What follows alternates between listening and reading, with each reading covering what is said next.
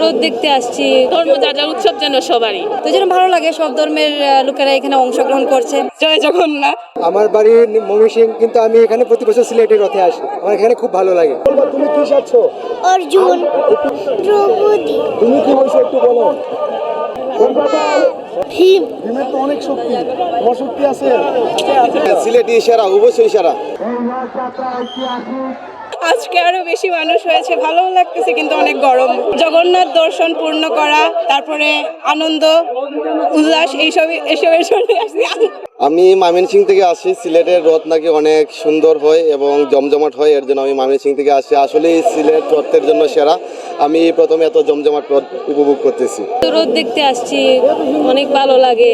আমরা সবাই একসাথে মিলেমিশেই বসবাস করি, তারা একটা উৎসব আমরা ঘুরতে আইছি। তো যেন ভালো লাগে, সব ধর্মের লোকেরা এখানে অংশগ্রহণ করছে, সব মিলিয়ে ভালো। এই উৎসব তো আমাদের প্রথম হচ্ছে দুর্গাপুজো, তারপর হচ্ছে এইটা।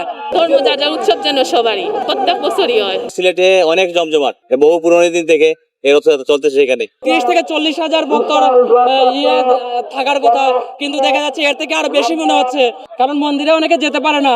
যদি রাস্তায় ভগবান বেরোন, তাহলে সবাই হয়তো ভগবানকে দর্শন করে কৃপা পেতে পারে। এই রথযাত্রা মহোৎসবের তাৎপর্য হচ্ছে ভগবান কৃষ্ণচন্দ্র যখন দাপর লীলায় বিরতি দিয়ে বৃন্দাবন লীলায় রত হয়েছিলেন, তখন সূর্যগ্রহণ উপলক্ষে তিনি কুরুক্ষেত্রে এসেছিলেন।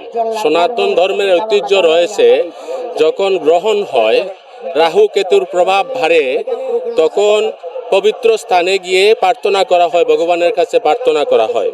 তো কুরুক্ষেত্র ধাম হচ্ছে একটি পবিত্র স্থান। সেই স্থানে ভগবান কৃষ্ণচন্দ্র তিনি দ্বারকা থেকে রাজারূপে এখানে এসেছিলেন, তার সাথে বলদেব এসেছিলেন, তার ভগ্নী সুভদ্রা দেবী এসেছিলেন।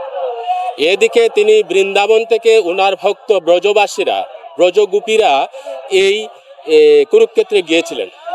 তো তখন ওইখানে ব্রজবাসীদের এবং দ্বারকাবাসীদের সাথে একটা সমন্বয় হয়েছিল, ওইখানে মিলন হয়েছিল। সেই মিলনের ফলে দীর্ঘদিন তারা ভগবান কৃষ্ণচন্দ্রকে দেখেন নাই। বৃন্দাবন থেকে তিনি চলে গিয়েছিলেন দ্বারকায়, সেহেতু ব্রজবাসী ভক্তরা তিনি এই কৃষ্ণ বিরহে ছিলেন। দীর্ঘদিন পরে যখন কৃষ্ণের সাথে ওনাদের সাক্ষাৎ হয়, তখন ব্রজবাসীরা কৃষ্ণকে বৃন্দাবনে ফিরিয়ে নেওয়ার জন্য চেষ্টা করেন এবং এই রথের দড়ি ধরে টানতে শুরু করেন, এবং দ্বারকাবাসীরাও দ্বারকাতে নিয়ে যাওয়ার জন্য রথের দড়ি ধরে টানতে থাকেন।